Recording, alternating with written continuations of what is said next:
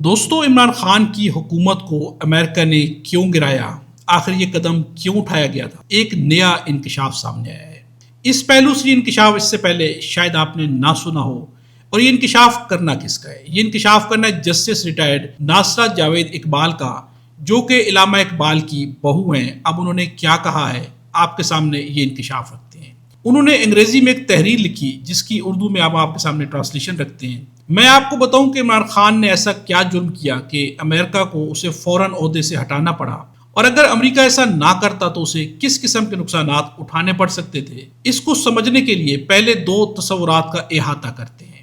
ایک petro dollar کیا ہے؟ یہ 1974 میں شاہ فیصل اور صدر نکسن کے درمیان ایک معاہدہ ہے۔ اس معاہدے کے تحت سعودی عرب پر ذمہ داری یہ تھی کہ اوپیک کے تمام ممالک کو تیل امریکی ڈالر میں فروخت کرنے پر راضی کرے اور کوئی دوسری کرنسی یا سونا قبول نہ کرے۔ فروخت سے حاصل ہونے والی تمام آمدنی امریکی بینکوں یا فیڈرل ریزرو میں جمع کی جائے گی، جس سے یو ایس ڈی کی مانگ میں اضافہ ہوتا ہے، کیونکہ کسی بھی ملک کو تیل خریدنے کے لیے پہلے یو ایس ڈی خریدنا پڑتا ہے، اور یہ انتظام یو ایس ڈی کو مضبوط رکھتا ہے۔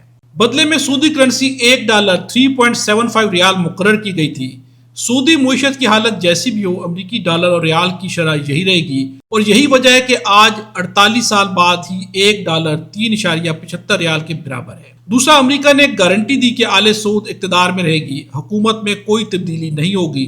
امریکہ کی ذمہ داری اس بات کو یقینی بنانا تھی کہ اوپیک ممالک میں سے کوئی بھی اس معاہدے سے کسی صورت بھی باہر نہ نکلے۔ عراق اور لیبیا نے بغاوت کی، اور ہم سب جانتے کہ ان کی کیا حالت ہوئی۔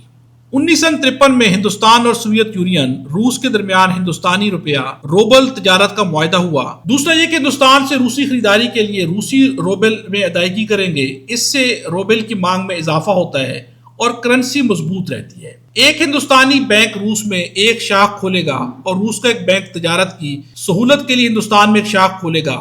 یہ سمجھنا بہت ضروری ہے کہ یہ معاہدہ 1953 میں ہوا تھا، جو 1974 میں پیٹرو ڈالر کے معاہدے سے پہلے ہوا تھا۔ عمران خان پہلے پاکستانی وزیر اعظم تھے جنہوں نے 2019 میں پاکستانی روپے اور چینی یوان میں لین دین کا چین سے معاہدہ کیا۔ اس معاہدے میں سیمی کنڈکٹر، ٹرانسفارمرز، نشریاتی آلات اور الیکٹرانکس آلات شامل تھے۔ اگرچہ امریکہ اس سے خوش نہیں تھا، لیکن وہ چپ رہا کیونکہ اس میں تیل کا لین دین شامل نہیں تھا۔ عمران خان 2022 میں تیل کے لیے پاکستانی روپے اور روسی روبل کا معاہدہ کرنے کے بالکل قریب تھا۔ یاد رکھیں، پیٹرو ڈالر کا معاہدہ 1974 کا ہے، اور امریکہ پاکستان کے اس معاہدے کو کبھی قبول نہیں کر سکتا تھا، کیونکہ اگر دوسرے ممالک بھی اس کی پیروی کرتے ہیں تو یو ایس ڈی کمزور ہو جائے گا اور امریکی معیشت میں گراوٹ آ جائے گی، اور وہ مزید سپر پاور نہیں رہے گا۔ اگر عمران خان ایسا کرنے میں کامیاب ہو جاتا تو اگلے الیکشن ہارنے کی قیمت پر بھی پاکستان امریکی غلامی سے نکل آتا۔ اسی لیے امریکہ کو اسے فوری طور پر ہٹانا پڑا۔ اس کے علاوہ امریکہ کے پاس کوئی چارہ نہیں تھا۔ عمران خان کو اللہ کا شکر ادا کرنا چاہیے کہ وہ ابھی تک صدام حسین اور معمر قذافی کے پاس نہیں پہنچا، جس کی حتی المقدور کوششیں کی جا رہی ہیں۔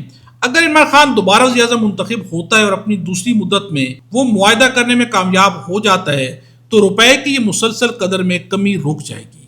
پاکستان آئی ایم ایف کو ادائیگی کرنا شروع کر دے گا اور تبادلوں کی شرح بحال ہو جائے گی، اور پاکستان 2 سے 3 سال میں آئی ایم ایف اور ورلڈ بینک کی غلامی کا طوق گلے سے اتار پھینکے گا۔ سیاسی وابستگی سے بالا تر ہو کر حب الوطنی کو مروز خاطر رکھتے ہوئے اپنی اور اپنی آئندہ نسلوں کے لیے سوچیں۔ یہی یہ سب کچھ موجودہ حکومت کر لے تو ملک خوشحال ہو سکتا ہے۔ اب دوستو، یہ تحریر ہے ناصرہ جاوید کی، جو کہ جسٹس ہیں۔ انہوں نے اپنی ایک رائے بتائی ہے کہ عمران خان کو ہٹانے کے پیچھے اصل چیز یہ معاہدہ تھا جو کہ روپے کی صورت میں کیا جا رہا تھا، چونکہ امریکہ کو خوف تھا کہ اگر یہ معاہدے اس طرح ہوئے تو پھر ان کے ڈالر کی کوئی حیثیت نہیں رہے گی، جس کے بعد امریکہ جو ہے سپر پاور بھی نہیں رہ پائے گا۔